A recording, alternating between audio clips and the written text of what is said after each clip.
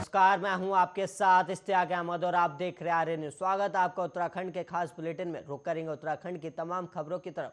प्रधानमंत्री नरेंद्र मोदी के प्रस्तावित केदारनाथ भ्रमण को लेकर प्रशासन ने तैयारियां शुरू कर दी और जिलाधिकारी ने मंदिर की सजावट और मूलभूत व्यवस्थाओं को समयबद्ध पूरा करने के लिए अधिकारियों को निर्देश भी दिए और साथ ही गढ़वाल मंडल विकास निगम को पड़ावों और केदारनाथ में 40 से अधिक अतिरिक्त टेंट लगाने को कहा गया है। और वहीं जिलाधिकारी ने यात्रा व्यवस्थाओं से जुड़े विभागीय अधिकारियों के साथ बैठक करते हुए केदारनाथ में पीएम मोदी के प्रस्तावित कार्यक्रम पर चर्चा की और उन्होंने मुख्य विकास अधिकारी को केदारनाथ में विशिष्ट और अतिविशिष्ट अतिथियों के भ्रमण को ध्यान में रखते हुए धाम में सुरक्षा, स्वास्थ्य, संचार सहित अन्य व्यवस्थाओं को समय पर पूरा करने को कहा है। और वहीं दीपावली और कपाट बंद होने के लिए केदारनाथ मंदिर को भव्य रूप से सजाया जाएगा और इसके लिए प्रशासन और देवस्थानम बोर्ड द्वारा जरूरी तैयारियां की जा रही और मंदिर को रंग बिरंगी रोशनी से सरोबार करने के साथ ही 10 कुंटल से अधिक फूलों से सजाया जाएगा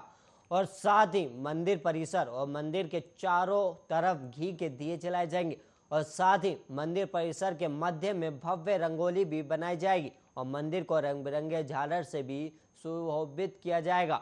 और वहीं प्रधानमंत्री केदारनाथ भ्रमण के दौरान दूसरे चरण के पुनर्निर्माण कार्यों का शिलान्यास करेंगे और साथ ही आदि गुरु शंकराचार्य के समाधि स्थल का लोकार्पण भी करेंगे और इसके लिए डीएम ने मुख्य विकास अधिकारी को संबंधित विभागों से समयबद्ध तरीके पूरे करने को कहा है।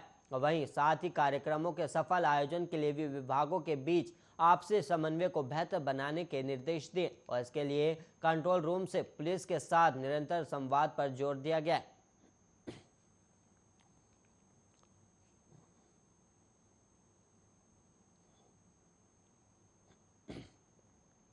और वहीं उत्तराखंड में आए आपदा को लेकर राज्य सरकार की पहली प्राथमिकता आपदाग्रस्त इलाकों में हालत सामान्य हो और जल्द से जल्द आपदा प्रभावित लोगों को सहायता देना।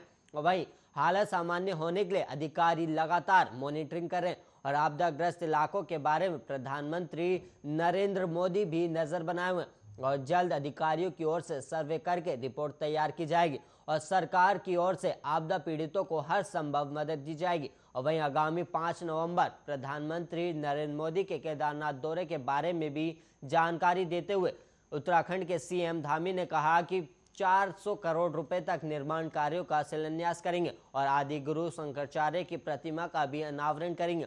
और वहीं भव्य केदारपुरी में हुए विभिन्न योजनाओं का शिलान्यास और लोकार्पण भी किया जाएगा। और वहीं पीएम मोदी के दौरे को लेकर तैयारियां की जा रही है और राज्य में बीते दिनों आए भारी आपदा ने जहां पूरी तरह से जनजीवन को अस्त व्यस्त कर दिया, वहीं अब सूबे के मुखिया पुष्कर सिंह धामी ग्राउंड जीरो पर रहकर हालातों का जायजा ले रहे हैं। और वहीं आपको बता दें कि मुख्यमंत्री लगातार प्रदेश के आपदाग्रस्त जिलों में जाकर स्थानीय लोगों से मुलाकात कर आपदा राहत बचाव कार्यों की समीक्षा भी कर रहे हैं। और वहीं मुख्यमंत्री धामी आपदाग्रस्त इलाकों का दौरा पूरा कर देहरादून पहुंचे, जहां उन्होंने मीडिया से बातचीत करते हुए कहा कि प्रदेश में हालात सामान्य होते जा रहे और राहत कार्य भी तेजी के साथ चलाया जा रहा है। और उन्होंने बताया कि सभी जिलों के प्रभारी मंत्री लगातार हालत पर नजर बनाए हुए और इसके साथ ही बीजेपी प्रदेश अध्यक्ष सहित सभी कार्यकर्ता भी लोगों तक राहत पहुंचाने का काम करें। और वहीं सीएम ने कहा कि जल्द ही स्थितियां सामान्य हो जाएंगी। वहीं अखिल भारतीय अखाड़ा परिषद अध्यक्ष की कुर्सी के लिए मचे घमासान ने सोमवार को इतिहास बना दिया और कुर्सी 1 और अध्यक्ष 2 बनाए गए। और वहीं 8 साल पहले भी परिषद में 2 फाड़ हुए, लेकिन दोनों ही अध्यक्ष हरिद्वार के नहीं थे और इस बार दोनों गुटों के अध्यक्ष हरिद्वार के बने और इससे संत समाज ही नहीं बल्कि नेता और सरकारें भी असमंजस में फंस गए। अखाड़ा परिषद संतों की सर्वोच्च संस्था है। नेता हो या अभिनेता, संतों के दर्शन और आशीर्वाद के लिए अखाड़ों में लाइन लगती है, लेकिन संतों में कुर्सी की आपसी खींचतान से स्थानीय विधायक से लेकर सरकार के मंत्रियों ने खुद को अलग रखा है।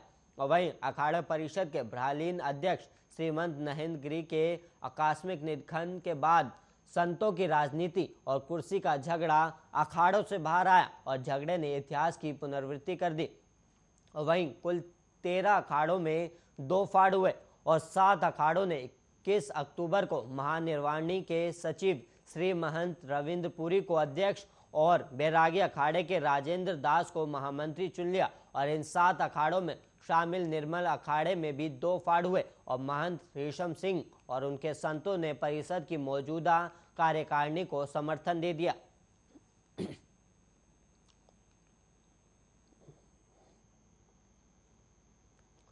और वहीं उत्तराखंड में आज मौसम साफ बना हुआ है और पहाड़ से लेकर मैदान चटक धूप खिल रही है। और वहीं चारधाम यात्रा भी सुचारू है।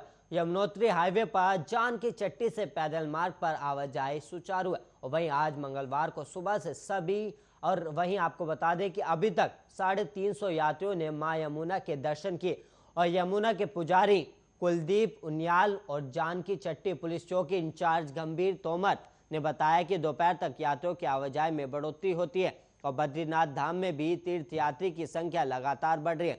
और सुबह 10 बजे तक 2230 तीर्थयात्रियों ने भगवान बद्रीनाथ के दर्शन किए। और वहीं अतिवृष्टि से चमोली जनपद में ग्रामीण क्षेत्रों को यातायात से जोड़ने वाले 22 संपर्क मार्ग अभी भी अवरुद्ध है। और वहीं भारत तिब्बत सीमा क्षेत्र के गांव के लोग अपने शीतकालीन प्रवास की ओर लौटने लगे और घाटी में भोटिया जनजाति के ग्रामीण निवास करते हैं।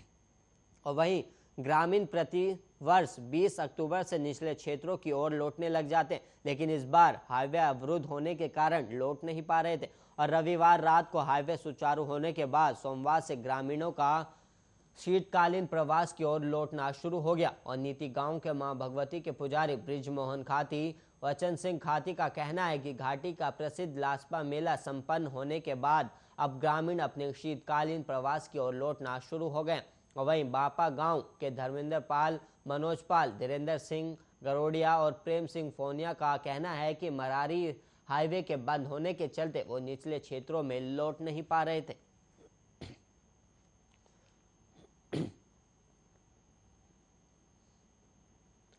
और वहीं उत्तराखंड में बीते दिनों आए आपदा के दौरान सुंदर डूंगा गलिशारी क्षेत्र में लापता 5 लोगों के शव बचाव दल को सोमवार को दिखाई दिए थे।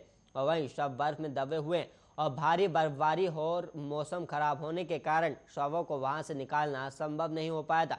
इसलिए आज फिर एसडीआरएफ की टीम शवों को वहां से निकालने की कोशिश करी। और वहीं ट्रैकिंग दल के एक सदस्य की दल को अब भी तलाश है। और वहीं लापता ट्रैकिंग दल में 5 ट्रैकर और 1 गाइड शामिल था। और जिला प्रशासन की ओर से जानकारी दी गई है कि खोजबीन के लिए गए एसडीआरएफ के 13 सदस्य दल ने सोमवार को देवीकुंड क्षेत्र में नाकुंड और भनार के समीप पहुंचकर 3 किलोमीटर की परिधि में खोजबीन की, लेकिन इस दौरान 5 शव ही दिखे और छठे ट्रैकर की जानकारी नहीं मिल सकी। और वहीं उसकी खोज के लिए आज फिर से बचाव अभियान चलाया जाएगा।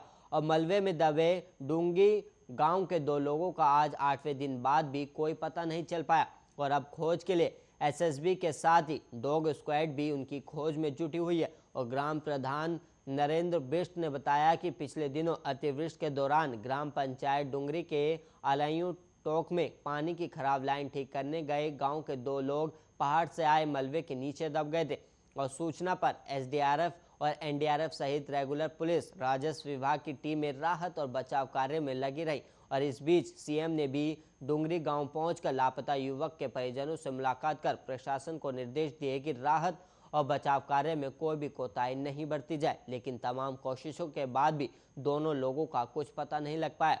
वहीं एसएसबी की टीम और देहरादून से डॉग स्क्वाड की घटनास्थल पर दोनों लापता युवक की तलाश में जुटे हुए हैं।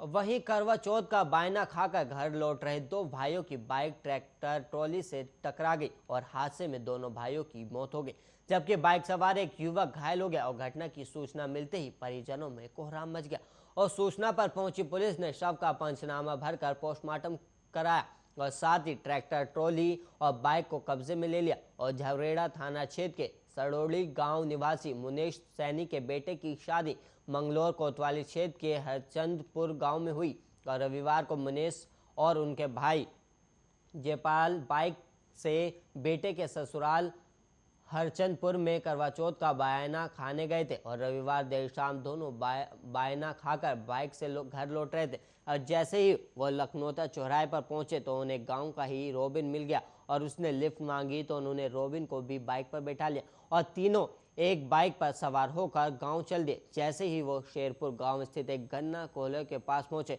तो सामने से आ रही कार को बचाने के चक्कर में बाइक सड़क किनारे खड़ी ट्रैक्टर ट्रॉली में जा टकराई और तीनों सड़क पर जा गिरे और चीख पुकार मचा दी। और वहीं आवाज सुनकर गन्ना कोल्हे संचालक मौके पर पहुंचे और सूचना लखनौता पुलिस चौकी पर दी गई और पुलिस मौके पर पहुंची और तीनों को एम्बुलेंस से रुड़की सिविल अस्पताल पहुंचाया गया और यहां डॉक्टरों ने मुनेश और जयपाल को मृत घोषित कर दिया, जबकि रॉबिन की हालत खतरे से बाहर बताई। और पुलिस ने घटना की सूचना मृतकों के परिजनों को दी तो कोहराम मच गया और वहीं आनन फानन परिजन रुड़की सिविल अस्पताल पहुंचे।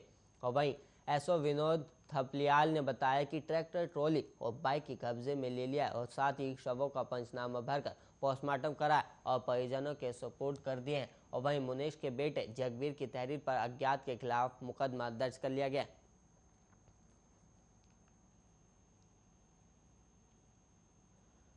और वहीं मसूरी के क्यारकुली गांव के पास सोमवार को दर्दनाक हादसा हो गया और मछली तालाब के किनारे खेलते समय दो मासूम भाइयों की उसमें डूबने से मौत हो गई और घटना के बाद से परिवार में मातम छाया हुआ। और जानकारी के अनुसार बच्चों के पिता तालाब के पास स्थित फार्म हाउस में नौकरी करते थे और सोमवार को वो काम पर गए थे और उनके साथ उनके 5 साल और 3.5 साल के दोनों बेटे भी चले गए और दोनों वहां खेल रहे कि अचानक पैर फिसलने से वो तालाब में गिर गए और आनन फानन में बच्चों को ग्रामीणों की मदद से अस्पताल पहुंचाया गया, लेकिन वहां डॉक्टरों ने दोनों बच्चों को मृत घोषित कर दिया। और भट्टा गांव आयुर्वेदिक अस्पताल की डॉक्टर निधि गुरुंग ने बताया कि जब तक बच्चों को लाया गया दोनों की मौत हो चुकी थी। और कोतवाल मसूरी गिरीश चंद्र शर्मा ने बताया कि घटना सुबह करीब 10 बजे की है और सूचना मिलने पर पहुंची पुलिस ने शव कब्जे में लेकर पोस्टमार्टम के लिए भेज दिए और आगे की कार्रवाई करते हुए जांच शुरू कर दी।